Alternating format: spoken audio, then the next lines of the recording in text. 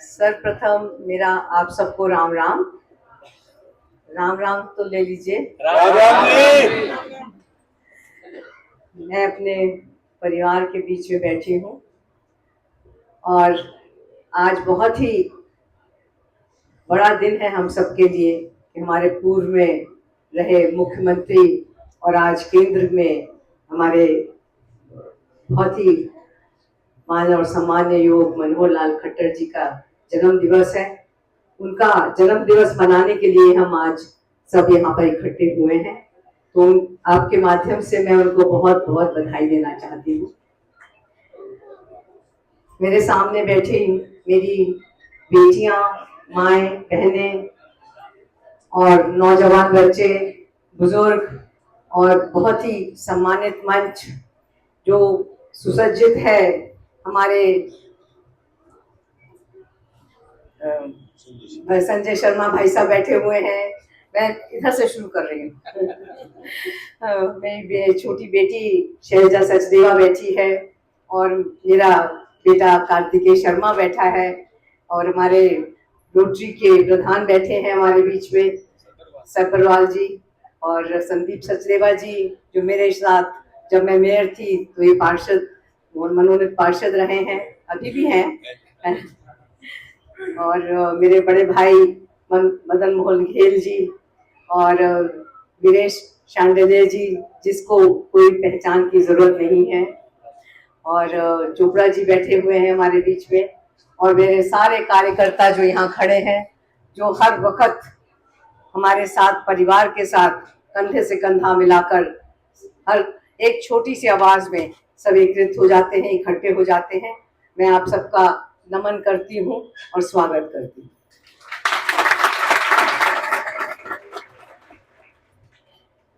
मनोहर लाल खट्टर जी ने एक प्रथा शुरू की थी और वो प्रथा आज पूरे देश में इतनी प्रचलित है और जिसने कई हजारों लाखों बच्चों का, युवाओं का जीवन बदला है।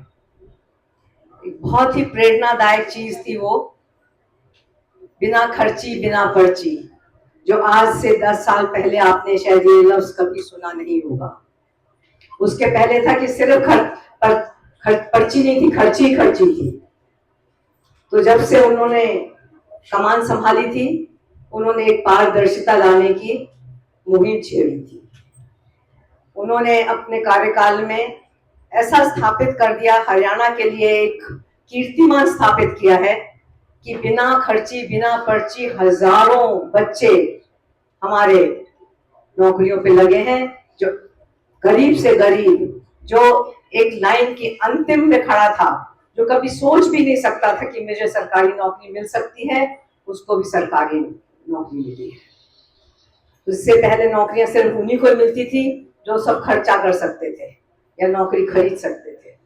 तो ये जो इतना बड़ा कदम हमारे माननीय मनोहर लाल जी ने उठाया था, मैं उनको भी आज नमन करती हूँ।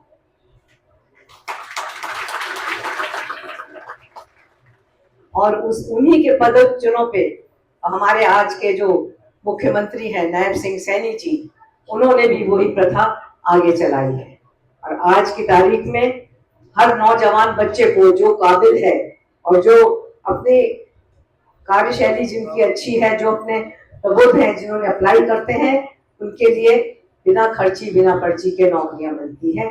आपने देखा होगा जब वो इस दूसरी बार मुख्यमंत्री बने हैं, सबसे पहले उन्होंने अपनी कलम से उन 26,000 बच्चों को नौकरी दी जो एक पारदर्शिता की तरह से आई थी, और उन्होंने उसके बाद अपने ओथ ली थी। तो ये बहुत ही बढ़िया और सराहनीय काम है, और मैं कहती हूँ कि ऐसे मुख्यमंत्री शायद ही देश में कहीं और होंगे, क्योंकि जो आज ये प्रथा हरियाणा में चली है, इस प्रथा की गाथा हर प्रदेश में होती है।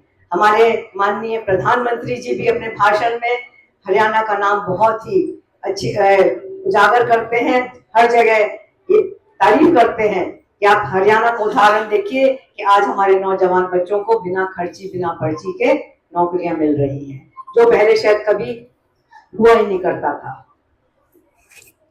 आज का जो ये प्रोग्राम है, ये मेरी बहनों को, मेरी बेटियों को समर्पित है, क्योंकि मैंने एक बीड़ा उठाया था कि जितनी भी मेरी बच्चियां हैं ये अपने आप में सक्षम हो, क्योंकि हमारे प्रधानमंत्री जी का भी यही स्वप्न है कि महिलाएं सक्षम हो, सुदृढ़ हो और अपने आप में अपने लिए अपना आप संभाल सके, उनको कभी किसी के आगे हाथ पसारने की जरूरत ना पड़े। आप खुद सोच सकते हो कि जब हाथ आगे करके कुछ मांगना पड़ता है तो इंसान 100 बार सोचता है, और जो हमारी बेटियां ये गुण अवतरित कर लेती हैं उनको इसको करने की जरूरत नहीं है। ठीक है, घर में पुरुष प्रधान होते हैं और होने भी चाहिए, क्योंकि घर का मुखिया होता है कोई, पर लेकिन एक सेल्फ स्टीम भी होती है कि अपने खर्चे के लायक सब अपना खर्चा खुद कर सकें, हर चीज के लिए मांगना ना पड़े, तो इंसान को अच्छा लगता है।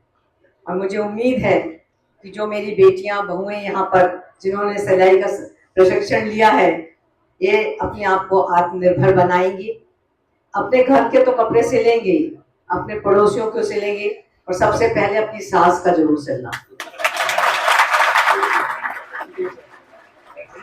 क्योंकि जो खुशी आप उनको दोगी वो आपको पता है कितना प्यार और दुलार और लाड मिलेगा। मेरा बस इतना ही कहना है कि आप जैसे खुद प्रशिक्षित हुई हैं, इसी तरह से जो आपके आसपास पड़ोस में आपकी बहनें, बेटियां, सहेलियां रहती हैं, जिन्होंने नहीं सीखा है, उनको प्रेरित करें, उनको आप बताएं कि इसको सीखने से कितना फायदा होता है, और वो भी जरूर सीखें। आज मेरी 230 बच्चियां, 234 बच्चियां हैं जिनको इस सिलाई मशीन मिलेगी, और मैं पूर्ण उम्मीद करती हूँ कि आप इसका सही इस्तेमाल करेंगे, अपना जीवन इसके साथ थोड़ा सुखद बनाएंगे। आप सबका यहाँ पहुंचने पर बहुत बहुत धन्यवाद, और मैं धन्यवाद करना चाहती हूँ उन सब नौजवान बच्चों का और उन सभी का जिन्होंने आज ब्लड डोनेशन में अपना बहुत कीमती रक्तदान किया है, क्योंकि एक रक्तदान यूनिट से हम 4 लोगों की जान बचा सकते हैं।